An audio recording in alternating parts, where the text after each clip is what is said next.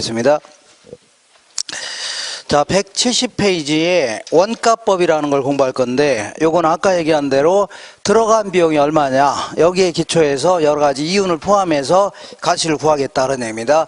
예를 들어서 자동차 회사 같은 데서는 에코스 승용차를 한 대 만들려고 하면 여러 가지 재료비도 들어가고 인건비도 들어가요, 안 들어가요? 들어가죠. 그리고 거기다가 얘들도 이윤도 얻어가려고 할 거 아닙니까? 요걸 기초로 해서 가치를 구하겠다 그런 얘기인데, 자, 근데 이런 얘기입니다. 논리 자체는 어떤 논리냐면, 어디 갔어요? 자, 뭐냐면, 요 지우개가 있다고 치자. 자, 요 지우개가 이제, 2년 된 지우개입니다. 몇 년 됐다고요?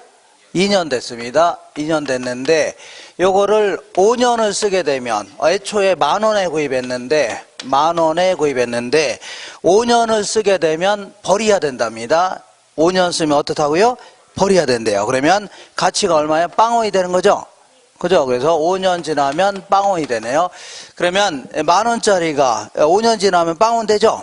그러니까 매년, 얘는 뭐 어떤 애는 많이 쓰고 어떤 애는 덜 쓰고 하진 않겠죠? 거의 규칙적으로 쓴다면 매년 2,000원씩 가치가 감소하는 거 아닙니까? 그죠? 매년 10,000원짜리가 5년 지나면 빵원 되죠? 그러니까 매년 얼마씩이라고요? 오로 쪼개니까 2,000원씩 가치가 감소하는 거 아닙니까? 맞죠? 그러니까 2년 정도 지났으니까 여기서 한 4,000원 정도의 가치가 감소됐을 거 아니냐. 그럼 이때는 얼마라고요? 6,000원이다. 이렇게 평가하는 걸 뭐라고요? 원가법 이렇게 얘기합니다. 되겠죠? 들어간 비용이 얼마냐. 여기다가 시간이 꽤 지나면 많이 낡고 노화되는 거죠? 요거를 가치 감소로 빼주자 그런 얘기입니다. 그죠? 근데 여기서 이제 문제가 되는 게 있는데, 이런 식으로 평가하자 그런 얘기인데, 여기서 문제가 되는 게, 요 지우개가 중고시장도 있다고 치자. 어떤 시장하고요? 중고시장도 있는데, 똑같이 생긴 게 2년 된 게 한 10,000원 한답니다. 똑같이 생긴 게 얼마라고요? 2년 정도 지난 거 있죠? 요게 한 10,000원 정도 한답니다. 그러면 이렇게 평가하면 6,000원밖에 안 되죠? 그럼 이렇게 평가하면 돼요, 안 돼요? 안 됩니다. 왜냐하면 이것도 물가가 올라갈 수 있어, 없어요? 물가가 올라갈 수 있죠? 지우개 가격도 막 올라갈 수 있죠? 그러니까 물가 상승을 반영해야 하는 얘기입니다. 뭘 반영하라고요? 물가의 상승을 반영하라. 그럼 어떤 식으로 하냐면, 어쨌거나 들어간 비용을 기초로 하는 거니까 이런 식으로 하자. 자, 2년 된 시점에서, 요 지우개, 새 지우개 있죠? 2년 된 시점에서 새 지우개를 하나 산다면, 10,000원이 아니라 15,000원 정도 한답니다. 얼마 한다고요? 15,000원 한답니다. 그럼 일단은 물가가 상승한 걸 반영했어, 안 했어요? 했죠. 이 상태에서 2년 정도 지났으니까 매년 한 3,000원 정도 가치가 감소했을 거 아니냐. 그럼 합치면 얼마라고요? 6,000원 정도의 가치가 감소했을 거 아니냐. 그럼 이때는 얼마라고요? 이때는 얼마예요? 9,000원 아닙니까? 이렇게. 자, 다시 할게요. 자, 2년 된 시점에서 새 거를 한번 다시 한번 구입한다 가정해 볼게요. 구입하게 되면 10,000원이 아니라 얼마라고요? 15,000원이랍니다. 그러면 15,000원이니까 다시 구입한다 가정했을 때 2년 된 시점에서, 그럼 물가가 올라가는 걸 반영했어, 안 했어요? 했죠. 이 상태에서 2년 지났죠. 그러니까 매년 3,000원씩, 이거 5로 나누니까 3,000원 아닙니까? 여기서 3,000원, 여기 3,000원 합치면 얼마라고요? 6,000원 정도 가치가 감소했을 거 아니냐. 그러니까 이때는 얼마라고요? 9,000원 정도의 가치가 있구나. 이렇게 평가하는 걸 뭐라고요? 원가법 해주는 겁니다. 다시 해요? 약간 감이 오시나요? 예? 약간 감이 와요? 다시 해요? 자, 이렇게 쓰니까 헷갈렸습니다. 요 10,000원짜리 지우개가 10,000원에 애초에 구입했죠? 2년 전에 구입했을 거 아닙니까? 근데 이게 5년 지나면 버려야 된답니다. 그런데 그러면 5년 동안에 5로 쪼개니까 매년 2,000원씩 감소가 됐죠? 그러니까 여기서 2,000원, 여기서 2,000원에서 얼마라고요? 6,000원 정도 가치가 있구나. 이렇게 평가하겠다 그런 얘기인데, 문제는 이것도 중고시장이 있어, 없어요? 똑같이 생긴 게 2년 된 중고시장 있죠? 여기서 물어봤더니 한 10,000원 정도 한답니다. 그럼 이렇게 평가하면 얼마라고요? 6,000원밖에 안 되죠? 그러니까 이것도 물가가 올라갈 수 있어, 없어요? 있죠? 옛날에 비해서 막 물가 올라갈 수 있잖아요. 그죠? 그러니까 물가 상승을 반영해야 돼, 안 해야 돼요? 해야 되죠. 그러니까 어떻게 하냐면 2년 된 시점에서 이거를 다시 한번 구입한다면, 다시 새 걸 구입한다면 10,000원이 아니라 얼마라고요? 15,000원 들어간답니다. 그럼 물가가 상승이 반영됐어요, 안 됐어요? 됐죠. 이 상태에서 5년 지나면 없어지니까 오히려 5로 나누니까 3,000원씩이죠. 여기서 3,000원, 3,000원에서 얼마라고요? 6,000원만큼 같이 감소했구나. 그럼 이때는 얼마라고요? 9,000원 되는구나. 이렇게 평가하는 걸요, 원가법 해주는 겁니다. 되겠죠? 잘 생각하시면 됩니다. 이렇게. 그러면 다시 해볼게요. 다시.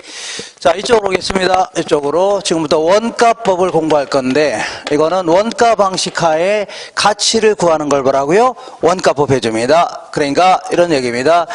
자, 지은 지 5년 된 건물이 있습니다.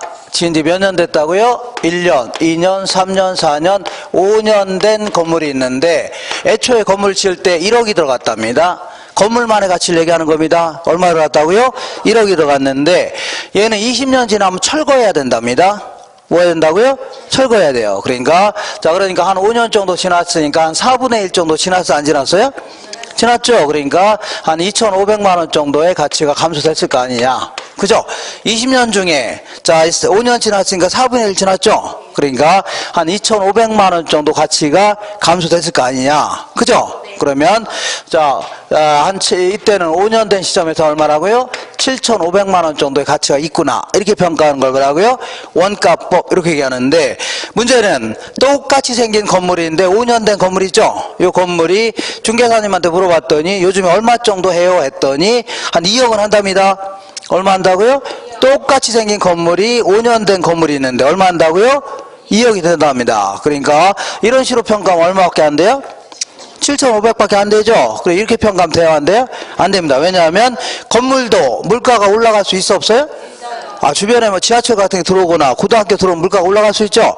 건물의 가격이 올라가, 안 올라가요? 올라갈 수 있죠? 그러니까 이런 식으로 평가하면 돼요? 안 돼요? 안 됩니다. 그럼 어떻게 하냐면 이렇게 하는 겁니다.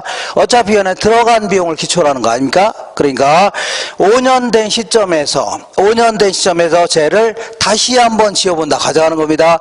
그죠? 그럼 인건비 같은 거 올랐을까, 안 올랐을까요? 올랐겠죠? 자재 가격도 올랐겠죠? 그리고 동네가 고급 동네로 되니까 아무래도 그 이윤도, 건설업자도 이윤도 많이 가져가려고 하죠? 그러니까 다시 할게요. 아주 중요한 얘기입니다. 5년 된 시점에서의 건축 자재 가격, 인건비 아니면 건설업자 이윤 같은 거 있죠? 요걸로 다시 한번 지어본다면 3억이 들어간답니다. 얼마 들어간다고요? 3억. 그럼 일단 물가 상승이 반영됐어요? 안 됐어요? 됐죠? 이 상태에서 자, 한 20년 지나면 철거해야 되니까 5년 지났죠? 5년 지났으니까 한 1억 정도의 가치가 감소됐을 거 아니냐. 이렇게. 그럼 이때는 얼마라고요? 2억 정도의 가치가 있다. 이렇게 평가하는 걸 뭐라고요?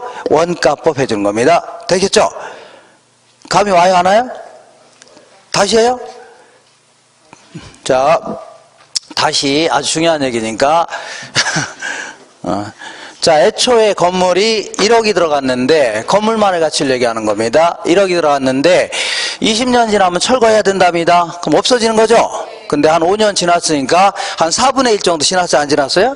지났으니까 한 2,500만 원 정도의 가치가 감소됐을 거 아니냐. 그럼 이때는 얼마라고요? 7,500만 원. 이렇게 했더니 문제가 발생할 수 있다는 얘기죠. 왜냐하면 건물도 물가가 올라갈 수 있어, 없어요? 주변에 고등학교 들어오면 건물의 가치도 올라갈 수 있죠. 그러니까 이런 식으로 평가하면 돼요? 안 돼요? 안 되고. 이렇게 하자. 평가하고자 하는 시점, 이걸 기준 시점이라는 겁니다. 평가하고자 하는 시점에서 요거를 다시 한번 지어본다면, 그러니까 5년 된 시점에서의 건축 자재 가격, 인건비 아니면 건설업자 이윤 같은 거 있죠? 요걸로 다시 짓는다면 얼마 들어간다고요? 3억이 들어간답니다. 얼마 들어간다고요? 3억. 그러면 물가가 올라간 걸 반영했어요? 안 했어요? 했죠. 이 상태에서 20년 지나면 철거해야 되니까 5년 지났죠. 그러니까 한 1억 정도의 가치가 감소됐을 거 아니냐. 자, 예를 들어서 그럼 이때는 얼마라고요? 2억 정도의 가치가 있다. 이렇게 평가하는 거 뭐라고요? 원가법 해줍니다. 자, 지금부터 저 3억을 뭐라고 하냐면 재조달 원가 이렇게 표현합니다. 무슨 원가라고요? 재조달 원가. 자, 그래서 1억 있죠? 이거를 가치가 감소되는 거를 감가라는 겁니다. 그리고 5년 동안에 가치 감소물 좀 합친 거 있죠? 이걸요, 감가 누계액 해줍니다. 감가 뭐라고요? 누계액. 자, 이렇게 해서 구한 걸요, 적산 가치다. 이렇게 표현합니다. 무슨 가치라고요? 적산 가치다. 이렇게. 자, 그럼 공부할 내용이 딱 정해졌네요. 얘를 조금 자세히 알아보고, 여기서 이걸 빼내는 걸요, 감가 수정한다. 이렇게 표현합니다. 뭘 한다고요? 감가 수정한다. 자, 그러면 5년 된 건물을 5년 된 시점에서 다시 한번 지어보겠다. 그런 얘기인데, 근데 다 때려 부수고 다시 짓는 거예요? 그건 아니고 옛날에 건설원가 명세서 있죠? 요걸 가지고 요즘의 자재 가격, 인건비라든가 이윤 같은 걸로 다시 한번 지어보겠다는 얘기죠? 계산상 이렇게. 자, 그래 다시 한번 지어보자 그런 얘기인데, 이걸 자기가 직접 건설했다고 가정한다면 이걸 자가건설이라고 할게요. 뭐라고요? 자가건설. 그러면 이제 직접적으로 소요되는 공사비 들어갈 겁니다. 그 다음에 간접적으로 소요되는 공사비 들어가는데, 이게 직접 공사비예요? 간접 공사비예요? 이런 거 안 물어봅니다. 그러니까 어쨌거나 요 건물이 A라는 건물인데, 옛날에 지을 때 건물 3개를 지었다고 치자. 뭘 지었다고요? 3개를 지었을 때 이 건물마다 직접적으로 추적이 가능한 원가 있죠? 예를 들어 여기에 들어간 뭐 쇳덩어리, 철근이라든가 벽돌 같은 거 다 적었어요? 안 적었어요? 이런 걸 뭐라고? 직접 공사비 하는 겁니다. 근데 이제 감독자가 3개를 다 감독했다든가 아니면 사무실 직원들 있죠? 급여 나가는 것은 나눠줄 수밖에 없네요. 이런 걸 간접 공사비를 하는 겁니다. 그러니까 이따 치면 됩니다. 알겠죠? 그리고 자, 요거 뭐가 들어가요? 부대 비용도 들어가요? 안 들어가요? 자, 취득세라든가 등기 비용 같은 거 들어가 안 들어가요? 들어가죠? 들어갈 거 아닙니까? 이렇게 이런 걸 요즘 가격대로 바꿔치기 하자는 얘기죠. 근데 만약에 이거를 도급 건설했다고 가정해보자. 도급이라는 게 건설업자한테 맡기는 겁니다. 누구한테 맡긴다고요? 건설업자한테 맡기게 되면, 자, 직접적으로 소요되는 공사비도 당연히 들어갈 것이고, 간접적으로 소요되는 공사비도 들어가 안 들어가요? 들어갈 것이고, 부대 비용도 들어가 안 들어가요? 들어간다는 얘기죠. 근데 이 건설업자는 이 일을 공짜로 해줘요? 뭔가 대가를 받으려고요? 받으려고 할 거 아닙니까? 그러니까 이 공사를 맡은 자를 수급인 해줄게요. 수급인도 지네들도 이윤을 가져가요? 안 가져가요? 가져가려고 할 거 아닙니까? 그죠? 그러면 하나의 건물을 평가하는데 이렇게 평가한 거하고 이렇게 평가한 게 달라지면 돼요? 안 돼요? 안 됩니다. 그러면 어떤 식으로 평가해야 되냐면 이렇게 평가해야 됩니다. 이렇게 평가하면 안 되고 이렇게 평가해라. 도급 건설에 소요된 비용 있죠? 요걸 기초로 평가해라. 왜 그러냐면 자기가 직접 건설했다면 자기는 회사 같은 거 때려치고 이걸 이 일에 매달려야 되죠? 그래요. 다른 일을 했더라면 얻을 수 있는 이윤 있죠? 그냥 오늘 여기 학원 안 나오고 일을 했더라면 이익을 생길 수 있는 거죠? 그런 거 포기하고 여기 나온 거 아닙니까? 그러니까, 자, 당연히 다른 일을 했더라면 얻을 수 있는 이윤을 포기한 거죠? 이걸 기회비용이라는 거예요. 이거 당연히 포함시켜줘야 되는 겁니다. 그렇기 때문에, 자, 자가 건설했다 하더라도 뭘 기초로 하고요? 도급 건설한 걸로 해서 평가하라는 얘기죠? 이렇게 하시고. 자, 첫 번째. 그래, 좋다. 도급 건설을 한 걸로 해서 평가하겠다. 그런 얘기인데, 또다시 또 다른 문제가 또 발생이 되네요. 어떤 문제가 발생하냐면, 자, 지은 지 2년밖에 안 된 건물이 있다. 몇 년 됐다고요? 2년밖에 안 된 건물을 요즘 건물이라 할게요. 요즘에 지어진 건물 같은 경우에는 시장에 나가보면 건축 자재가 다 있어 없어요? 자, 아니, 요즘에 지어진 건물은 시장에 나가보면 건축 자재가 다 있어 없어요? 예? 이 시작할 때부터 똥볼 차기 시작해갖고 지금 걱정되는 하루 종일. 저 어제거나 이거 어떻게 뒤에 가서 있으라 할 수도 없고, 저 어제거나 시장 2년밖에 안 된 건물이니까 건축 자재가 다 있어 없어요? 있을 거 아닙니까? 이 자재 가격대로 바꿔치기 하면 되는 거죠. 건설 잡지 같은 거로 하면 가격 다 나와야 안 나요? 이런 거 다, 이건 가지고 다 바꿔치기 하면 될 거 아닙니까? 요거는 별 문제가 돼야 한대요? 안 된다는 얘기입니다. 그래서 요걸 가지고 그대로, 요 물건 가지고 그대로 대체한다 해서 뭐라고요? 물리적 측면에서의 대체다. 이렇게 표현합니다. 그래서, 자, 오늘은 용어 같은 게 좀 많이 나옵니다. 용어가. 잡다한 용어 많이 나오니까. 자, 이렇게 해서 평가한 거를 뭐라고요? 이거를 재생산 원가다 해줍니다. 재생산. 이걸 똑같이 재생산한다. 아니면요, 똑같이 복제한다, 아니면 복조한다 해서 그리고 복조 원가다 해줍니다. 뭐라고요? 복조 원가. 자, 근데 지은 지 30년 된 건물이 있다. 몇 년 됐다고요? 30년 된 건물이 있는데 15층짜리 건물이랍니다. 이렇게. 그럼 자, 이거부터 먼저 할게요. 아까, 자, 이렇게 여기까지, 여기 수급인의 이윤까지 있죠? 여기까지를 표준적인 건설비 해줍니다. 뭘 건설비라고요?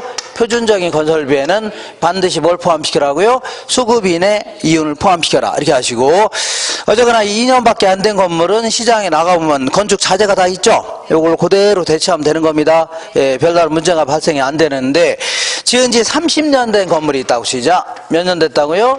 30년 된 이렇게 15층짜리 건물이 있는데 많이 낡고 노후화돼서 안 나왔어요? 노후화됐죠? 그러면 이런 것들은 시장에 나가보면 건축 자재가 없어진 게 많을까요? 적을까요?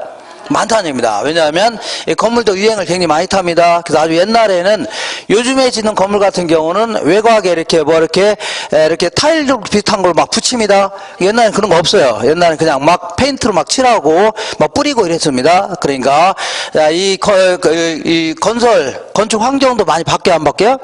바뀌죠. 그러니까 없어진 자재가 굉장히 많아졌다는 얘기입니다. 그죠? 그러니까 없어진 자재가 많으니까 시장에 나가보면 없는 자재가 많아요, 적어요? 많죠. 그러니까 원가법 자체가 가능해요? 불가능해요? 불가능하다. 뭐 있어야 뭐 바꿔치기 하든가 할 거 아닙니까? 그죠? 그러니까 얘는 이 곤란하다는 얘기죠. 원가법 자체가 불가능합니다. 그럼 어떻게 해요? 큰일 났네. 그래서 어떤 편법을 좀 동원하자 그런 얘기죠. 그래서 우리 중개사님한테 물어봤는데 이 건물하고 최근에 그러니까 1년 전에 지은 건물이 있는데 4층짜리 건물이랍니다. 몇 층이라고요? 4층짜리 건물하고 가격대가 비슷하답니다. 뭐라고요? 가격대가 비슷해서 사람들이 요걸 살까 고민하고 있다는 얘기죠. 그러니까 20억 가지고 층수는 좀 높지만 구닥다리 같은 건물을 구입할까, 아니면요 층수는 좀 낮지만 새 건물을 구입할까 고민하고 있다는 얘기죠. 그러면 어차피 얘를 가지고는 대체를 못하죠. 그죠? 얘를 갖고는 안 될 거 아닙니까? 그러니까 결국은 얘를 곧 얘라고 간주하는 겁니다. 얘가 곧 뭐라고요? 얘라고 간주하는 겁니다. 이 15층짜리 구닥다리 같은 건물이 뭐라고요? 1년밖에 안 된 썩은물로 간주하는 겁니다. 알겠죠? 그래서 요거를 다시 한번 짓는데 들어간 비용 있죠? 그게 바로 이 건물의 재조달 원가로 간주하는 겁니다. 알겠죠? 이렇게 약간 느낌이 오시나요? 그래서 아주 오래된 건물 같은 경우는 어쩔 수 없습니다. 요거는 어쩔 수 없이 효용이 비슷한 놈을 찾아내서 그 놈 가지고 대체하자. 그래 이거를요 효용적 측면에서의 대체다 해줍니다. 문 대체라고요? 효용적 측면에서의 대체다. 그래서 이렇게 해서 대체한 거를 뭐라고요? 대치 원가다 이렇게 표현합니다. 아니면요 대체 원가 이렇게 얘기합니다. 이렇게. 그래서 이 경우에는 여기서 조심할 게 있는데 얘는 이 구닥다리 같은 건물을 바로 요걸로 간주한 겁니다. 15층짜리를 4층으로 아주 간주한 겁니다. 구닥다리 같은 걸 요걸로 간주했기 때문에 이따가 이거는 좀 이따 할 건데 기능적 감가라고 해서 형식이 구식화되어 있다고 이걸 감가하고 이러면 이중감가가 됩니다. 이렇게만 그냥 암기하세요. 그러니까 기능적 감가를 하면 돼야 안 돼요? 안 된다. 이렇게 하세요. 뭘 하면 안 된다고요? 기능적 감가를 하면 안 된다는 얘기죠. 그래서 여기까지가 정리되시면 됩니다. 다시 한번 해볼게요. 5년 된 건물을 5년 된 시점에서 다시 한번 지어본다면 1억이 아니라 얼마 들어간다고요? 3억이 들어간답니다. 그럼 일단 물가 상승이 반영됐어요? 안 됐어요? 됐죠. 이 상태에서 5년 지났으니까 가치 감소를 빼주자는 얘기죠. 이렇게 해서 이 3억을 벌한다고요? 재조달 원가. 그 다음에 저 1억을 벌하고요? 감가 누계기를 하는데 어쨌거나 5년 된 시점에 다시 한번 지어보자 그런 얘기인데 여기가 자기가 직접 건설했다 과정할 수도 있지만 건설업자한테 맡겼다 과정할 수 있죠. 이때는 뭘 가정하라고요? 건설업자한테 맡긴 가격. 이렇게 도급 건설을 가정해야 됩니다. 이렇게 하시고. 근데 지은 지 2년밖에 안 된 건물은 시장에 나가보면 건축 자재가 다 있어 없어요? 이제 이걸로 그대로 대체하면 되는 겁니다. 근데 아주 오래된 건물 같은 경우는 건축 자재가 있어 없어요?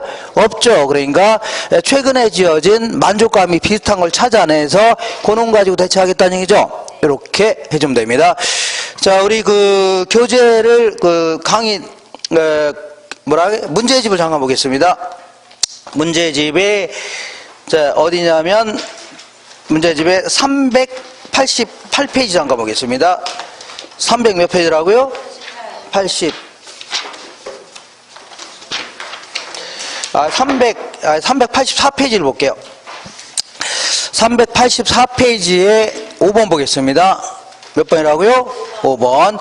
원가법에서 사용하는 재조달 원가에 관한 설명 중 옳은 것은 재조달 원가는 신축 시점 현재 건축물을 신축하는 데 소요되는 투하 비용이 아니라 기준 시점 현재, 뭐라고, 요걸 기준 시점이라는 겁니다. 기준 평가하고자 하는 시점에서 다시 한번 지어보는 거 아닙니까? 그러니까 기준 시점 현재 건축물을 신축한다면 소요되는 투하 비용 있죠? 이렇게 줘야 됩니다. 2번 볼게요. 자가건설의 경우에는 재조달 원가는 뭐란 걸요? 도급 건설한 경우에 준하여 처리한다는 얘기죠. 그래서 자가건설 했다 하더라도 뭐라고요? 도급 건설한 걸로 처리해야 됩니다. 세 번째, 대체 원가를 이용하여 재조달 원가를 산정할 경우에는 물리적 감가 수정은 필요하지만 해줘야 돼요. 필요하지 않지만이 아니라 필요하지만, 아까 뭐라고 했어요? 기능적 감가 수정 작업은 필요 없다고 했죠? 예, 좀 이따 이런 얘기를 할 겁니다. 기능적 감가 수정 작업은 어떻다고요? 필요 없다 해줘야 돼요. 그 다음에 4번에 재조달 원가를 구성하는 표준적인 건설비에는 수급인의 적정 이윤이 포함되지 않는다가 아니라 포함시켜야 돼, 안 해야 돼요? 포함시켜야 됩니다. 그 다음에 복제 원가는 동일한 효용을 가진 건축물을 신축하는 데 소요되는 비용이다. 자, 동일한 효용을 가진 건물을 신축하는 데 소요된 원가를 뭐라고요? 대치 원가라는 겁니다. 뭐라고요? 대치 원가 해줘야 돼요. 알겠죠? 자, 그리고 다시 강의 노트로 돌아오셔서 171페이지 한번 보겠습니다. 자, 171페이지에 보니까 거기 5번 볼게요. 5번. 다음 자료로 A 건물의 제곱미터당 재조달 원가를 계산해라. 자, 그러니까 딱 볼게요. 자, 보니까 자, A 건물은 10년 전에 준공된 4층짜리 건물이랍니다. 10년 전에 준공된 4층짜리 건물인데 딱. 자, 보니까 대지 면적은 뭐 필요 없고 건축의 연면적은 1250제곱미터랍니다. 그리고 A 건물의 준공 당시 공사비가 직접 공사비 2억 7천, 간접 공사비 3천만 원. 자, 요거 합치니까 3억이죠? 그리고 건설업자 이윤도 포함해야 안 해야 돼요? 포함하라고 했죠? 이윤이 6천만 원입니다. 그래서 합쳐서 3억 6천만 원 들어갔답니다. 얼마 들어갔다고요? 3억 6천만 원 들어갔는데 여기서 물어보는 게 뭘 물어보는 거예요? 제곱미터당 재조달 원가를 물어봤죠? 그러니까 10년 된 시점에서의 건축 자재 가격, 인건비로 다시 한번 지어보자 그런 얘기 아닙니까? 그 물가 상승을 반영하라는 얘기죠? 그러면 원래 제대로 물어보려면 여기다가 자재 가격을 요즘 가격대로 쭉 나열해야 됩니다. 어느새 이걸 하고 앉았습니까? 그죠? 그래서 물가 상승을 반영하는 유일한 방법이 거의 뭐라고 했어요? 10년, 그러니까 객관식 문제를 물어볼 때는 이렇게 나올 수밖에 없는 겁니다. 그러니까 10년 전에 건축비 지수는 얼마였어요? 100이었는데 평가하고자 한 시점은 얼마라고요? 135라고 했죠? 그러니까 이렇게 물가상승 이렇게 반영하라는 얘기입니다. 3억 6천만 원 곱하기 100분의 135 해주면 됩니다. 이렇게 하면 물가상승이 반영되는 겁니다. 그럼 486000000입니다. 486000000. 여기가 바로 재조달 원가입니다. 되겠죠? 근데 문제는 제곱미터당 재조달 원가를 물어봤죠? 제곱미터, 그러니까 1250제곱미터 이렇게 나누면 되겠네요. 그러면 자 388800 나올 겁니다. 388800 이렇게 제곱미터당 이렇게. 자, 이렇게 해서 똑같은 문제를 똑같이 두 번을 물어봤습니다. 똑같이 몇 번요? 10년 동안 두 번 물어봤으니까 이렇게 풀 줄 아시면 돼요. 이렇게. 그러니까 중요한 거는 물가 상승이 반영돼야 돼, 안 돼야 돼요? 돼야 된다. 그 얘기를 하려고 했던 겁니다. 이렇게 해서. 자, 이렇게 해서 어쨌거나 재조달 원가에 대해서 알아봤습니다. 자, 이번에는 자, 어디 갔어요? 재조달 원가를 어떤 형태로 구하겠다. 그러면 여기서 감가 두 계획을 빼내는 걸요. 감가 수정한다 해줍니다. 감가로 한다고요? 수정한다. 이거 지워도 되나요? 지워도 되죠? 이렇게. 아이고 삑삑거리네. 자, 감가 수정한다 해주는데, 근데 간혹가다 이 볼게요.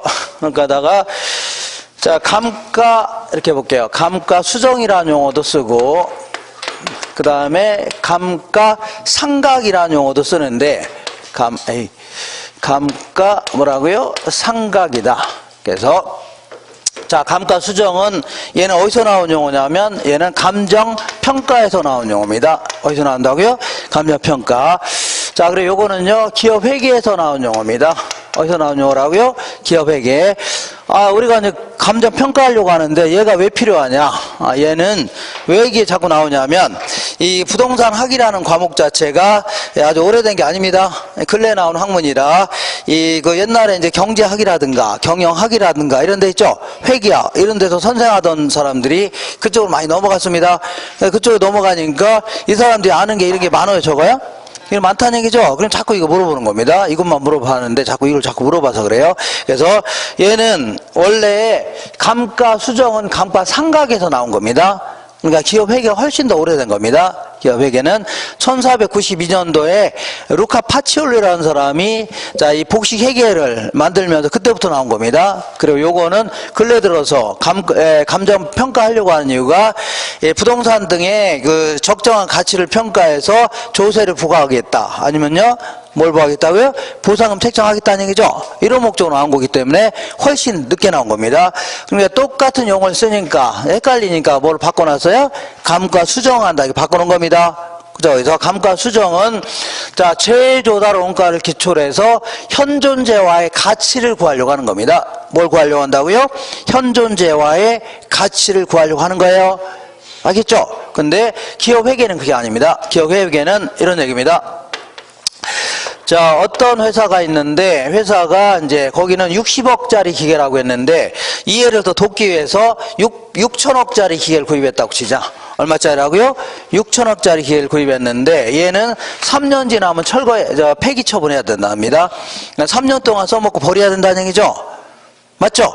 근데 회사는 매년 손익계산서를 작성합니다. 뭘 작성한다고요? 손익계산 작성하는데 우리 매년 인건비라든가 유지수선비라든가 이런 거 나가는 돈은 거의 비슷하겠죠?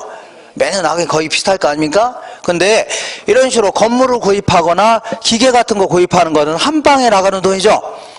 한 방에 6천억 나가는 거 아닙니까? 맞죠? 그럼 한 방에 6천억 다 비용으로 처리해봐요. 그러면 첫 해는 무지막지하게 손해를 겪을 겁니다. 그 다음부터는 한 방에 비용으로 떨궈버렸으니까 그 다음부터는 뭐라고요? 엄청난 이익으로 계산되겠죠. 그 다음부터는 나가는 비용 별로 없죠. 그러다 보니까 회사는 2개년도 재무제표를 딱 공시하도록 하고 있는데 이 회사의 재무상태를 딱 보니까 와, 이 회사 은행 입장에서 보니까 장사 무진장 잘 되네. 돈을 빌려줘야 되겠다. 이런 할 수 있죠. 아니면 기관 투자자 입장에서는 와, 회사 잘 되네. 여기다 투자해야 되겠다. 이런 식으로 하게 되면 의사일정의 오도를 할 수가 있다는 얘기죠. 잘못된 의사결정 할 수 있다는 얘기입니다. 그래서 기업회계는 이렇게 하면 안 됩니다. 기업회계는 이런 식으로 한 방에 나가는 돈들은 기계라든가 건물 같은 거 한 방에 나간 돈 아닙니까? 이거를 취득 원가로 기록해 놨다가 수익 창출에 활용하는 기간 동안에 쪼개서 이렇게 요만큼은 요때 비용으로 처리합니다. 이만큼 언제라고요? 요때 비용으로 처리하는 겁니다. 이만큼 언제 비용으로 처리한다고요? 요때 이게 비용으로 처리하게 되면 매기 적정한 경영 성과를 보고할 수 있을 겁니다. 그죠? 요거 하려고 하는 걸요 감가상각한다 해줍니다. 뭐라고요? 감가상각한다. 그래서 간혹가다 물어보기도 하는데 이 감가수정은 조금 이따 하겠지만 경제적 내용연수를 기초로 해서 감가수정합니다. 그러니까 수익이 비용보다 큰 기간 있죠? 이걸 뭐라고요? 경제적 내용수 해줍니다. 그러니까 우리 원룸 같은 거 하나 짓게 되면 처음에는 임대가 잘 돼야 한대요? 임대 잘 되죠? 그러니까 수익은 높은데 버는 돈 많고 뭐 고장나고 이런 거 별로 없겠죠? 그러니까 수익이 비용보다 훨씬 크다는 얘기입니다. 근데 한 30년 정도 지나면 언젠가부터는 낡고 노후화되니까 임대가 잘 돼야 한대요? 안 되고 툭 하면 뭐 고장나고 엘리베이터 고장나고 아니면 가스관도 교체해달라고 하죠. TV도 교체해달라고 하죠. 들어간 비용이 더 많을 수 있어 없어요? 있죠. 그럼 그때는 얼른 철거해야 되는 겁니다. 버는 돈보다 쓰는 돈이 더 커지면요, 그때는 철거해야 됩니다. 그러니까 이때는 경제적 내용수라는 게 뭐야? 수익이 비용보다 큰 기간, 이걸 뭐라고요? 경제적 내용수 해줍니다. 근데 얘는 감가상각은 법에서 정해줍니다. 이걸 뭐라고요? 법정 내용수. 왜냐하면 똑같은 기계를 구입했는데 어떤 회사는 3년 동안에 상각하고 어떤 회사는요 30년 동안 상각하고 이렇게 하면 기업들 간에 비교할 수 있어 없어요? 없죠. 그러니까 법에서 요 정도의 기계는 30년 동안 상각해라 이렇게 정해준다는 얘기죠. 이렇게 해야지 기업 간의 비교 가능하다는 얘기입니다. 그리고 얘는 조금 이따 하겠지만 물리적, 기능적, 아니면 외부 환경과의 관계에서 나타나는 감가 요인이죠. 전부 다 고려합니다. 이따 할 겁니다. 근데 얘는 내부적인 감가 요인인 물리적, 기능적 감가 요인 정도만 고려합니다. 그 다음에 얘 같은 경우에는 노련한 감정평가사가 요모저모 뜯어보더니 이 정도 감액이 됐구나 이렇게 평가할 수 있다는 얘기죠. 관찰 감가가 인정이 됩니다. 근데 얘는 그런 거 하면 안 됩니다. 관찰 감가 이런 거 하면 안 돼요. 그리고 얘는 토지 같은 경우에도 감가 대상이 될 수 있습니다. 왜냐하면 토지가 있는데 주변에 쓰레기맨 입장이 들어왔다 그럼 가치가 떨어질 수 있죠. 이런 식으로 주변 환경과의 관계에서 감가된 요인이죠. 요것도 토지 같은 것도 가능합니다. 근데 얘는 토지 같은 거는 감가상각의 대상이 아닙니다. 알겠죠? 그래서 이거 간혹 물어보니까 이 차이점을 잘 정리하셔야 돼요. 이렇게 처음에는 좀 어려울 겁니다. 자, 지금부터 우리가 공부하려고 하는 것은 감가상각을 하려고 하는 게 아니라 뭘 하려고 한다고요? 감가수정을 하려고 하는 겁니다. 감가수정. 그래서 한 장 넘겨볼게요. 넘겨보시면 어쨌거나 이쪽으로 다시 올게요. 일단은 5년 정도 지나니까 가치가 많이 감소됐을까요? 안 했을까요? 했겠죠. 건물만의 가치를 얘기하는 겁니다. 토지는 아닙니다. 토지를 새로 만들고 이럴 수는 없는 거죠. 그러니까 건물의 가치를 얘기하는데 그럼 5년 동안 가치가 감소되는 원인들이 있을 겁니다. 원인 있죠. 원인을 쭉 살펴보면 먼저 물리적 감가 요인과 그 다음에 얘는 법률적 감가 요인 이렇게 얘기하는데 이 두 놈은 해결할 수 있습니다. 두 놈. 내가 스파크한 데를 구입해 갖고 마당에 세워놨는데 면허를 계속 10년째 못 따는 바람에 계속 세워놓을 수 있어 없어요? 있죠. 그것도 필기 시험에 계속 떨어진 겁니다. 운전은 잘하는데 자꾸 필기에서 자꾸 떨어지는 겁니다. 뒤에 막 덕지덕지 그냥 수입이 이제 엄청 붙어 있죠. 그렇게. 자, 그래서 그럼 마당에 세워놓게 되면 시간이 감에 따라서 노후화돼요? 안 돼요? 노화되고 마모되고 태풍에서 파손되고 애들이 막 칼로 긁어놓을 수도 있죠. 손상되고 이런 걸 답을 하고요. 물리적 감가 요인 노마 파손 이렇게 가세요. 뭐라고요? 노마 파손이다 이렇게. 그 다음에 이제 법률적 감가 요인은 뭐 등기가 이제 문제 하자가 있다든가 소유권에 하자가 있다든가 이런 거 있죠. 등기가 불완전하다든가 소유권에 하자가 있다든가 이런 걸 답을 하고요. 법률적 감가요인. 그래서 이 두 놈은 해결할 수 있어 없어요? 할 수 있죠. 그리고 나머지에 대해서만 얘는 이제 기능적 감가요인이라 하는 거고 얘는 경제적 감가요인 이렇게 구분하는데 요거는 구분할 줄 아셔야 됩니다. 자, 먼저 이 기능적 감가 요인은 내부 기능에 있어서 감가되는 요인. 예를 들어서 설계 자체가 불량하다든가 이런 거 있죠. 형식이 구식화되어 있다든가 이런 거 답을 하고요. 기능적 감가입니다. 그리고 요거는요. 요 두 놈을 제외한 나머지 중에 얘는 뭐라고요? 내부 기능에 있어서 감가요인. 얘는요. 외부 환경과의 관계에서 감가될 수 있는 요인이 되는 겁니다. 뭐라고요? 외부 환경. 이렇게. 예를 들어서 공장 한복판에 아파트가 있으면 가치가 올라가요? 떨어져요? 이런 걸 답을 하고요. 경제적 감가라는 겁니다. 그래서 요거를 구분할 줄 아셔야 됩니다. 예를 한번 들어볼게요. 기능적 감가 요인은요. 예를 들어 건물과 부지의 불균형. 예를 들어 주차장 같은 게 못 갖췄다든가 이런 걸요. 건물과 부지의 불규정해 줍니다. 그 다음에 설계가 불량하다든가 형식이 구식화되어 있다든가 설비가 지나치게 남아 돈다든가 부족하는 경우 있죠. 이런 경우 다 기능적 감가 요인입니다. 그 다음에 경제적 감가 요인은 그야말로 외부 환경과의 관계에서의 감가 요인인데 인근 지역이 쇠퇴했다. 내 건물은 새 건데 주변 지역이 쇠퇴기라는 얘기죠. 그럼 가치가 막 떨어질 수 있는 겁니다. 그 다음에 아까 얘기한 대로 공장 한복판에 아파트가 있을 경우인죠. 주변 환경과 적합하지 않다든가 그 다음에 시장성이 감퇴됐다. 예를 들어서 여기 이제 주유소가 있었는데, 국도변에, 이 상사가 잘 됐다는 얘기죠? 근데 어느 날 여기에 큰 도로가 나는 바람에 차들이 다녀, 안 다녀?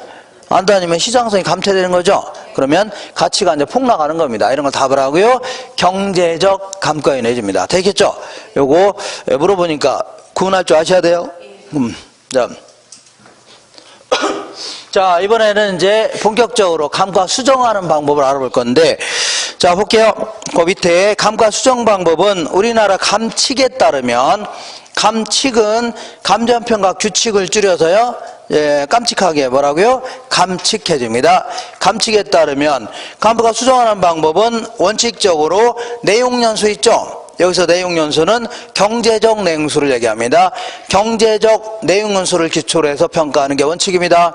다만 예외적으로 관찰감가법, 분해법, 시장추출법, 임대료 손실환원법 이런 게 있는데 관찰감가법이라든가 분해법 이 두 가지는 간단히 가볍게 아실 필요가 있는데 나머지 시장추출법이라든가 임대료 손실환원법 있죠? 얘는 이런 게 있다 정도 하시면 됩니다. 이런 것도 일종의 뭐라고요? 감가 수정 방법이다 이렇게 하시면 됩니다.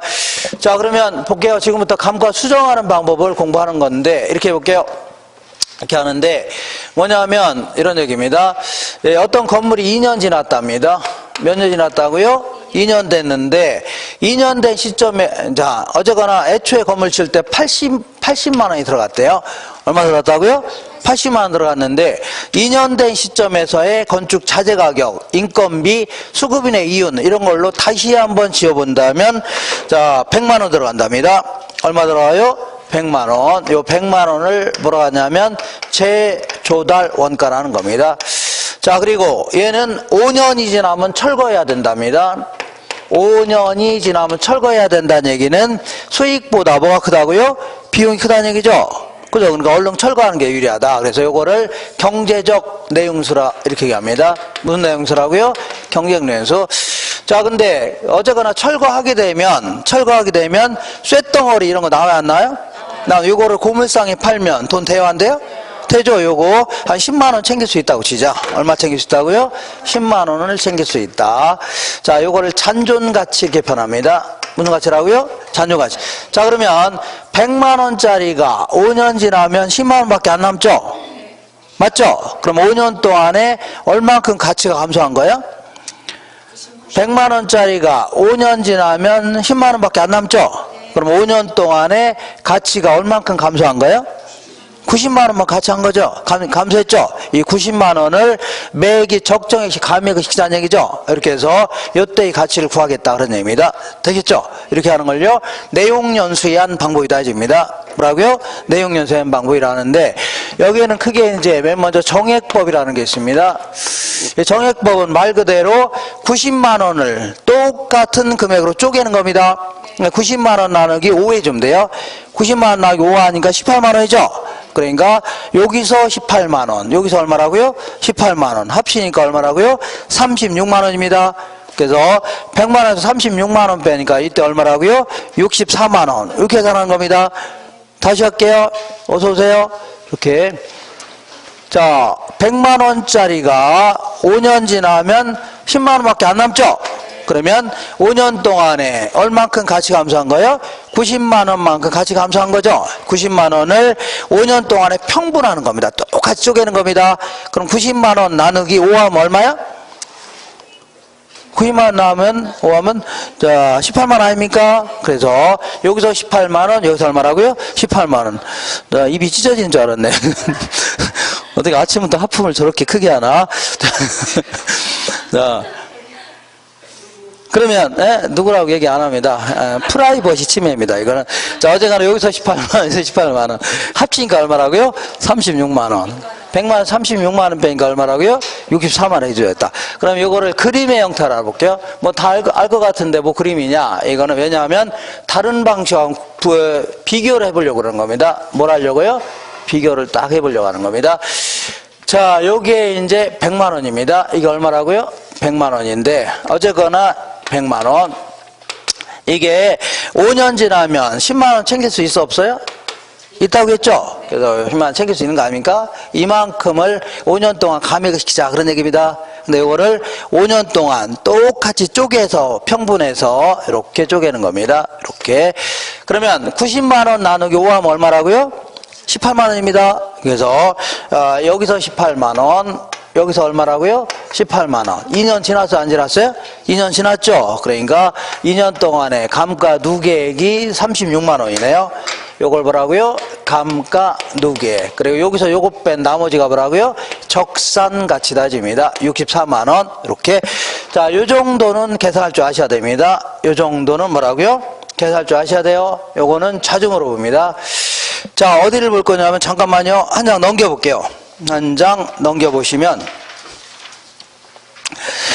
자, 그 7번 볼게요. 7번. 174페이지. 자주 물어보니까 요 정도 계산하셔야 돼요.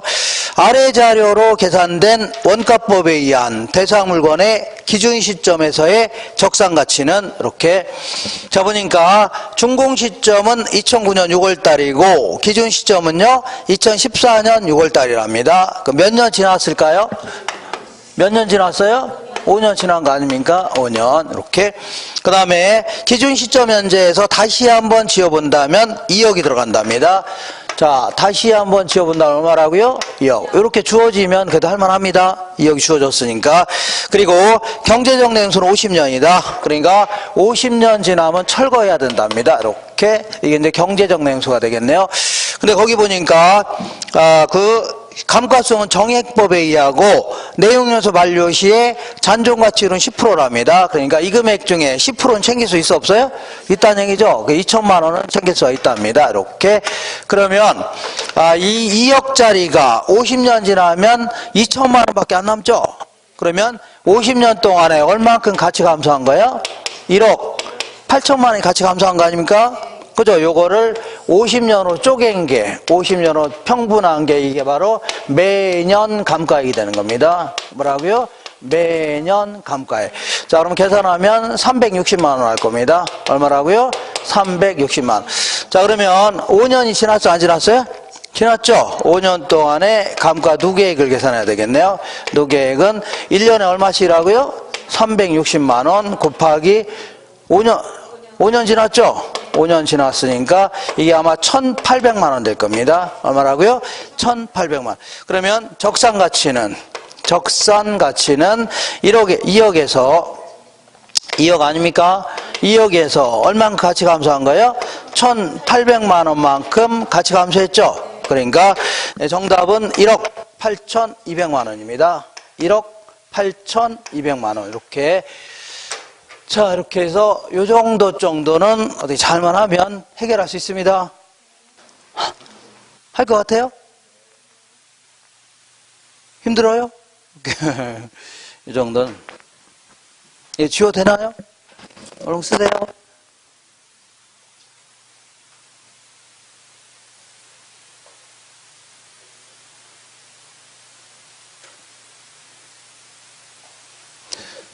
자, 지워도 되죠? 주겠습니다. 옆에 사람. 자, 어렵게 생각하지 마시고 2억짜리가 50년 지나면 얼마밖에 안 남아요? 2천만 원밖에 안 남죠? 그럼 50년 동안에 1억 8천이 감액이 되는 거 아닙니까? 그럼 1억 8천 나누기 50년 하니까 1년에 얼마씩이라고요? 360만 원. 그러니까 5년 지났으니까 360만 원. 어디 갔어요? 360만 원 곱하기 5년 지났죠? 그러면 1,800만 원 될 거 아닙니까? 그럼 이때는 얼마라고요? 자, 1억 8,200만 원 됩니다. 이렇게 해주겠다는 얘기죠? 이렇게 하는 걸요. 자, 정액법을 하는데, 자, 요건 아주 자주 물어봅니다. 요즘은 계산할 줄 아셔야 되고. 두 번째 볼게요.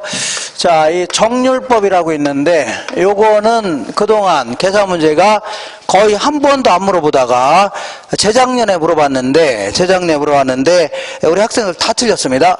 다 틀렸는데 거의 대부분 저랑 공부했던 분들은 거의 다 맞췄습니다. 거의 다 맞췄습니다. 아, 진짜예요. 그래서 저도 아주 신기해서 어떻게 맞췄냐 이렇게 물어봤더니 어떻게 찍었다고요? 무진장 잘 찍었답니다. 어떻게 찍었다고요? 무진장. 기가 막히게 잘 찍었답니다. 3번을 찍었더니 그대로 맞아 떨어졌대나 어쨌거나. 그죠? 그래서 가볍게 합격했습니다. 이거 가지고. 자, 얘는 어떻게 하냐면 이렇게 하는 겁니다. 이렇게. 자, 어디 갔어요? 이렇게 보겠습니다. 여기, 이렇게 잘 보면 있어요? 없어요? 있습니다. 이렇게 볼게요. 이렇게. 이게 얼마라고요? 100만원짜리인데, 제조라니까. 어쨌거나 10만원 챙길 수 있어? 없어요? 있죠. 그래서 얘는 어떻게 하는 거냐면, 처음에는 감가액을 많이 산정하고, 시간이 갈수록 줄여주는 이런 방식입니다. 되겠죠? 이렇게 하는데, 자, 나는 이것도 한번 맞춰야 되겠다 하시는 분은 제가 계산하는 거 있죠? 그거 한번 풀이하시고, 나는 저 따위가 있어 하면서 대충 그림만, 처음에 많이 하는 거고, 나중에 적게 하는 거구나. 이렇게만 하셔도, 합격하는 데 지장 없습니다. 이렇게. 자, 그러면, 1차 년도에는, 1차는 이렇게 계산합니다. 제조량가가 얼마라고요? 100만 원이죠. 여기부터 출발하는 겁니다. 그리고 만약 계산 문제를 풀어하면 주어집니다. 정률이 주어져요. 정률이 예를 들어 30%라면 30%가 주어집니다. 알겠죠? 이거 구하라는 문제는 안 나옵니다. 루트 막 나오고 하니까 풀기 힘들어요. 그러니까 주어집니다. 계산은 얼마라고요? 30만 원입니다. 그러니까 첫 해의 감가액은 얼마라고요? 30만 원이 감액이 됐네요. 이렇게. 자, 두 번째 해볼게요. 두 번째는, 자, 이기 때 2000년도에는, 자, 100만 원에서 30만 원 감액이 됐죠? 그럼 얼마 남아 있었어요? 70만 원 남아 있었네요. 70만 원에 대해서 30% 곱하면 됩니다. 항상 똑같은 비율로 곱하는 겁니다. 그럼 21만 원이 되겠네요. 자, 그러니까 두 번째는 얼마라고요? 21만 원이에요. 그러면 만약에 3년째는 얼마냐? 그러면 여기서 얘 빼고 얘 뺀 금액에 30% 해주면 되죠? 근데 3년째까지 나갈 가능성은 거의 없습니다. 어쨌거나 2000년도까지 감가 누계액은 51만 원이죠? 요걸요, 감가 누계액 해줍니다. 나머지가 뭐라고요? 적산 가치 따집니다. 이렇게. 자, 이런 식으로 계산하면 되는데, 너무 이거 집착하지 마세요. 이렇게. 자, 그럼 세 번째는요, 상환기금법 알아볼게요. 뭐라고요? 상환기금법은, 얘는, 이렇게 볼게요. 이렇게 한 놈이 아니라, 어디에요? 잘 보면, 이렇게 있습니다. 자, 이렇게 볼게요. 이렇게 본다면, 얘는 어떻게 하냐면, 어쨌거나 100만 원짜리가 10년 지나면, 5년 지나면 10만 원 챙길 수 있죠? 그러면 이만큼 감액을 시키자. 그런 얘기죠? 이렇게 되는데, 얘는 논리 자체가, 저쪽으로 가야 되는데, 자, 이쪽으로 올게요. 여기. 자, 어쨌거나, 이거는 주로 이제 어디에 적합하냐면, 이거는 계산 문제 몰라세요? 계산 문제 안 물어봅니다. 안 물어봐요. 얘는 광산 같은 게 적합합니다. 어디에 적합하다고요? 광산. 자, 광산이 100만 원짜리가 5년 지나면 채굴이 끝난다고 치자. 뭐라고요? 채굴이 끝난다. 그죠? 그런다고 해서 광산업 하는 사람은 해산해야 되나요? 해산하면 안 되겠죠? 그래서 똑같은 광산을 또 구입한다 과정하는 겁니다. 그러면 어쨌거나 광물 채굴이 끝났다 하더라도 빈 껍데기 있는 산을 팔으면 돈 돼요, 안 돼요? 10만 원 챙길 수 있다고 치자. 그러면 똑같은 100만 원짜리 광산을 구입하려면 90만 원 있어야 되겠죠? 10만 원 챙길 수 있으니까 90만 원 있으면 얼마라고요? 100만 원 되는 거죠? 그래서 90만 원을 만들려면 매액이 얼만큼씩 그 적금에 들여야 되나? 그러면 어떻게 하면 돼요? 90만 원 곱하기 감채기금계수를 곱하면 됩니다. 뭐라고요? 감채기금계수 곱하면 매액이 적금 불이백 있죠? 그죠? 불이백 나와야 하나요? 나올 거 아닙니까? 그래, 그만큼씩 감액이 된다고 가정하는 겁니다. 그만큼 가치가 감소해갖고, 그거를 감가액만큼을 은행에다 묻어놓고서 운영한다고 가정하는 겁니다. 그럼 나중에, 그 광물이 채굴이 끝나면 똑같은 거 하면서 또 구입하다는 얘기죠? 그런 논리입니다. 그죠? 그러니까, 자, 90만 원 곱하기 감채기금 개수를 곱하게 되면 매기 적금 불이백이 나오는데 얼마 나오냐면 147417 나옵니다. 147 뭐라고요? 417. 이 계산 문제 안 물어봐요. 너 혼자 떠들라고 하면 됩니다. 너 혼자 신나게 떠들어 이렇게 하면 됩니다. 자, 이것도 이렇게 되죠? 그러니까 첫 해는 얼마라고요? 얘는 어떻게 하냐면 처음에는 감가액을 작게 하고 시간이 갈수록 점점 늘려주는 방식입니다. 왜냐하면 자, 이렇게 적금을 불입하게 되면 나중에 이자가 붙어야 안 붙어요? 그게 붙죠? 그럼 이자 붙은 금액만큼씩 계속 감액이 된다 가져가는 겁니다. 가치 감소분 만큼을 거다 다시 적금에 불입한다 가져가는 거예요. 그러니까 첫 해는 얼마라고요? 147417입니다. 147 뭐라고요? 417. 두 번째는요. 두 번째도 147417에다가 요 금액에 1년치 이자 붙어 안 붙어요? 붙죠? 그래서 합쳐서 162,159입니다. 162 뭐라고요? 159. 그래서 이게 2년 동안의 감가 누계액입니다. 이렇게. 그러면 계산하면 감가 누계액이 309576 나옵니다. 그럼 여기서 요거 뺀 나머지가 뭐라고요? 적산 가치다. 690424 이렇게 나옵니다. 요 계산 문제 안 물어봅니다. 너 혼자 떠들어라 하면 됩니다. 그래서 여기서는 뭘 좀 기억하냐면 이 그림이 머릿속에 들어와야 됩니다. 뭐가 들어간다고요? 일단 그림이. 자, 얘는 매년 감가액이 똑같다는 얘기죠? 얘는 처음에는 많고 시간이 갈수록 점점 체감하는 형태. 얘는요, 처음에는 작고 점점 늘려나가는 형태입니다. 뭐라고요? 늘려나가는 형태. 이렇게. 자, 그리고 요거 기억하시고 두 번째는 얘 같은 경우에는 아무래도 건물 같은 경우에 적합하다 이렇게 표현합니다. 건물이라든가 기타 구축물 이런 거에 적합하다 해줍니다. 그리고 얘는요 예, 각종 동산이라든가 아니면요 자동차 같은 뭐 차량도 다 동산인데 이런 게 적합합니다. 왜냐하면 건물 같은 경우에는 뭐 처음에는 감가가 많고 나중에 적고 이런 것보다는 건물은 가만히 있는 거죠. 그죠? 그러니까 매년 똑같은 금액이 감액이 된다는 게 합리적입니다. 근데 자동차는 그게 아닙니다.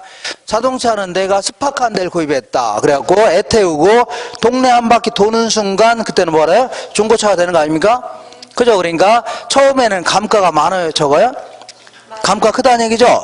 근데 12년 된 차나 급동차가 급동차 아닙니까? 거기서 뭐 감액이 돼봐야 얼마 됩니까? 별 차이가 있어 없어요? 거기서 뭐 어디서 뭐 차이가 있나요? 그죠? 그러니까 처음에는 감가액을 많이 산정하고 시간이 갈수록 줄여주는 방식이죠. 이런 게 합당하다는 얘기입니다. 되겠죠? 이렇게. 그래서 다른 거는 가능하면 계산 문제 신경 쓰지 마세요. 얘만 신경 쓰세요. 뭐라고요? 예. 그 요거는 한번 나온 적이 있는데 또 나올 가능성은 많지는 않아요. 많지는 않습니다. 왜냐면 학생들 다 틀렸기 때문에 틀리라고 내는 문제입니다. 뭐라고요? 틀리나. 난 그래도 맞춰야 되겠다. 그러면 제가 아까 얘기한 거 있죠?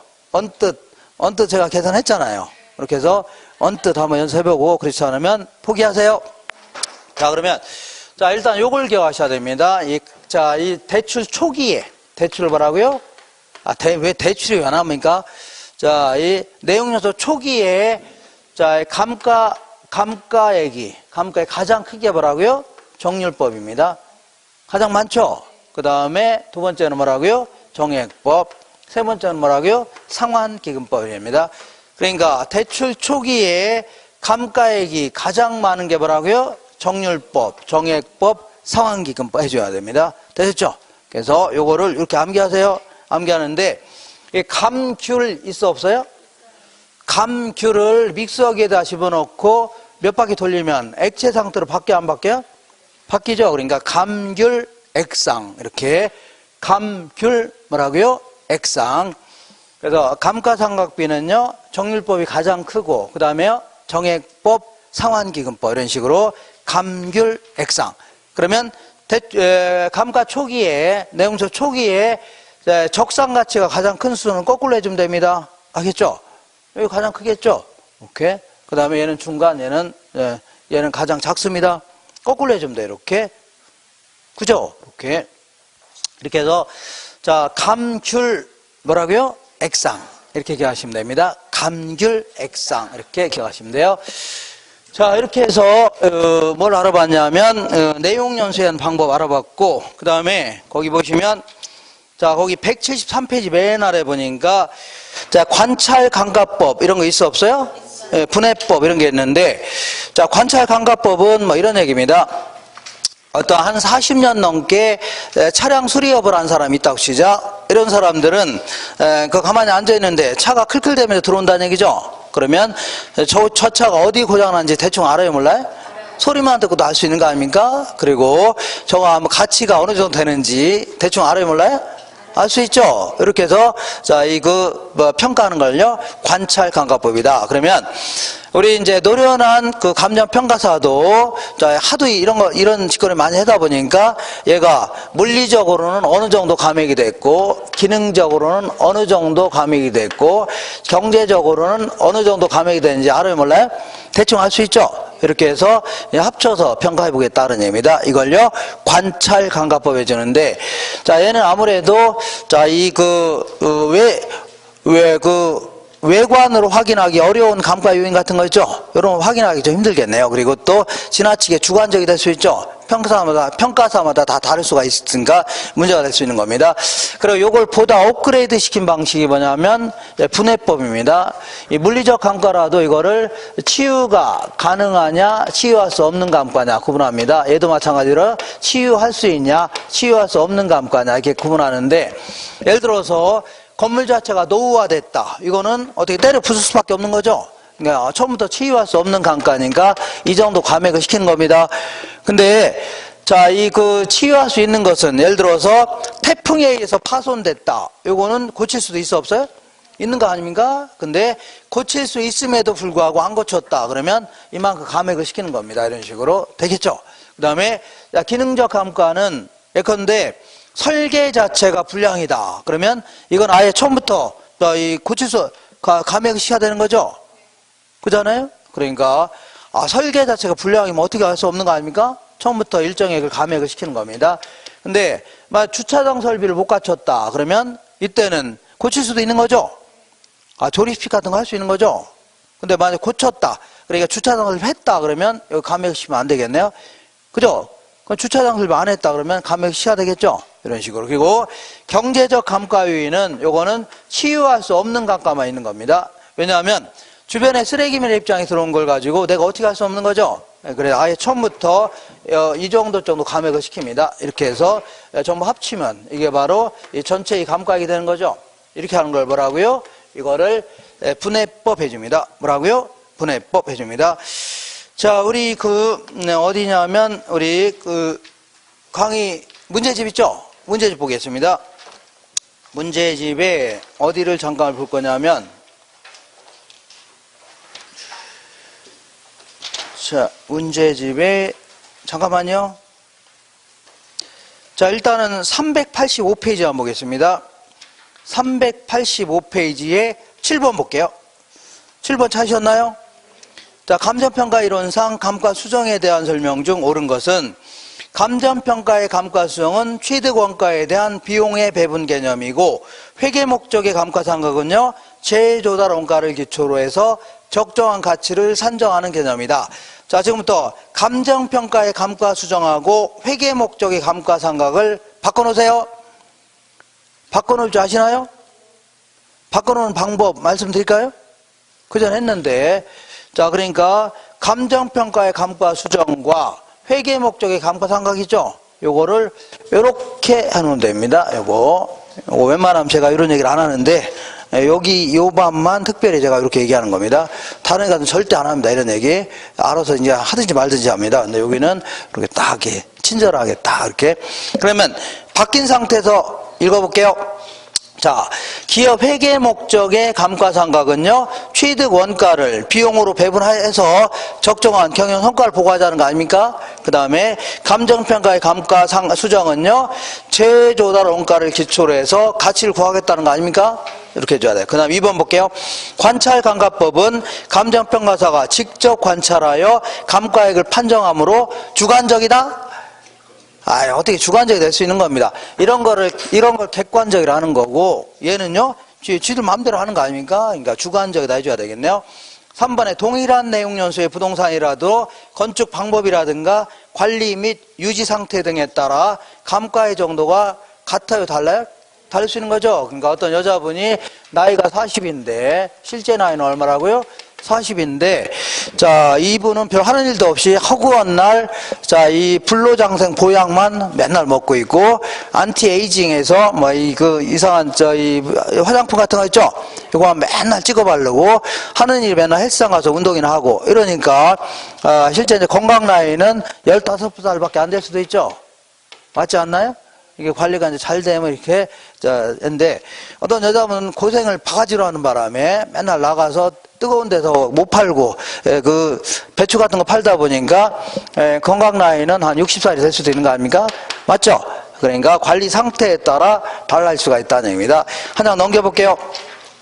자, 정률법에 의한 연간 감가액은 일정하지만 정액법에 의한 연간 감가액은 체감한다. 자, 지금부터 정률법하고 정액법을 바꿔놓으세요. 자, 바꿔놓는 방법 말씀드려요? 요거 했잖아요. 이렇게. 자, 바뀐 상태에서 읽어볼게요. 정액법에 의한 연간 감가액은 일정하지만 정률법에 의한 연간 감가액은요, 체감한다 해줘야 돼요. 점점 줄어드는 걸요, 체감한다 해줍니다. 그 다음에 경제적 감가 요인에는 인근 지역의 쇠퇴, 설계 불량, 설비 부족 등이 있다. 자, 어째 맞는 듯한데 뭐가 틀렸냐면 설계 불량, 설비 부족 있죠? 요거는 기능적 감가 요인입니다. 뭐라고요? 기능적 감가 요인이다 해줘야 돼요. 자, 그 다음에 한 장 넘겨볼게요. 388페이지 한번 보겠습니다. 388페이지에 응용 예상 문제 있죠? 1번 보겠습니다. 1번. 부동산의 가치 추계 방법 중에 비용 접근법 들어간 비용이 얼마냐 열거하였다. 옳은 것은 자, 감정평가는 재산의 경제적 가치를 판정하는 것이므로 감가 요인에 있어서는 경제적 감가 요인만 적용하는 게 아니라 물리적, 기능적, 경제적, 때로는요 법률적 감가 요인 같은 거 있죠? 다 고려해야 되는 겁니다. 어떤 책은 이제 법률적 감가 요인 빼기도 합니다.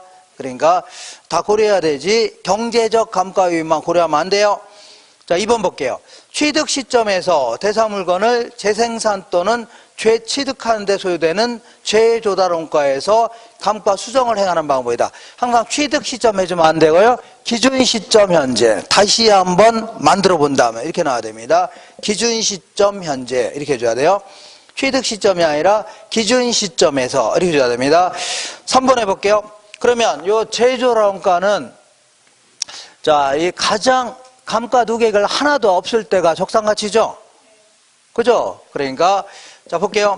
재조달원가는 3번은 이게 표준적인 신축원가를 말하는데 적산가액의 하한 가액이 아니라 상한 가액이 됩니다. 자, 적산가치가 가장 클 때가 봐요. 재조달원가죠? 적산가치가 가장 클 때가 이거 하나도 안 뺐으면 이거죠? 이거 빼니까 점점 줄어들 거 아닙니까? 그러니까 적산가치의 상한선이 어디라고요? 재조달원가입니다. 그러니까 적산가치의 하한가액이 아니라 상한가액을 얘기합니다. 그 다음에 4번은 뭐 이런 게 있다 정도 하시면 됩니다. 뭐냐면 감가상각 요인으로부터 발생하는 임대료 손실을 자본환원율로 할인하여 감가상각액을 추계한다. 이게 바로 옆에 써놓으세요. 임대료 손실 환원법입니다. 뭘 한다고요? 임대료 손실 환원법인데 쓰셨나요? 이런 게 있다 치면 됩니다. 그러니까 건물 같은 게 나중에는 임대를 많이 못 받죠? 그러니까 임대료 손실 부분을 적정히 할인해서 감액을 시키는 겁니다. 이렇게 한 걸 뭐라고요? 임대료 손실 환원법. 이런 게 있다 정도 하시면 되고 5번 볼게요. 정액법은 단순 경제적 내용수로 평분하기에 상가액은 첫 해가 가장 크고 재산가치가 체감함에 따라 상가액도 체감한다. 다 틀렸습니다. 자, 평분하기에 상가액은 매년 일정하다. 매년 어떻다고요? 일정하다. 매년 일정해요? 안 일정해요? 일정하죠? 매년 일정하다. 이렇게 해줘야 됩니다. 할 수 있나요? 못 해먹겠어요? 할 수 있겠죠? 이렇게. 그 다음 한 장 넘겨볼게요. 390페이지 보시면 390페이지에 6번에 감정평가의 감가수정과 기업의 계상 감가상각을 비교한 것이다. 바르게 설명한 것은 감가수정은요 기존 시점에서 현재 가치를 파악하려고 하는 거고 감가상각은요 경영성과를 파악하려고 하는 겁니다. 회계에서. 그 다음에 감가수정은요 재조달원가를 기초로 하는데 감가상각은요 취득가액을 기초로 합니다. 그 다음에 감가수정은요 관찰감가도 인정한다고 했죠. 근데 감가상각은요 관찰감가가 인정이 안 됩니다.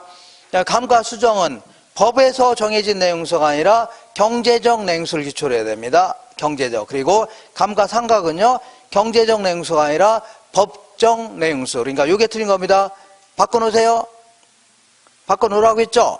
이게 틀렸고 5번에 감가수정은요 비상각자산인 토지에도 인정이 됩니다. 아까 토지도 가능하다고 했죠. 근데 감가상각은 토지 같은 거를 자, 이 비상각자산이라는 거고 건물 같은 거 있죠. 건물은 언젠가는 폐기 처분해야 돼, 안 해야 돼요? 금액이 깎여 나가죠. 이걸 상각자산 해줍니다. 상각자산에만 인정이 되는 겁니다. 되셨죠? 이렇게 해서 이 정도 문제 나오니까 이렇게 몇 번 풀으시면 됩니다. 자, 이렇게 해서 자, 제가 얘기한 대로 여기서부터 여기까지 이렇게 정리하시래요. 되셨죠?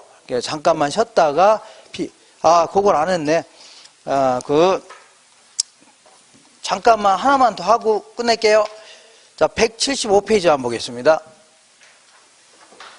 우리 강의 노트의 175페이지. 자, 거기에 175페이지에 보면 적산법 있어 없어요? 있죠. 다시 잠깐만 거꾸로 올게요.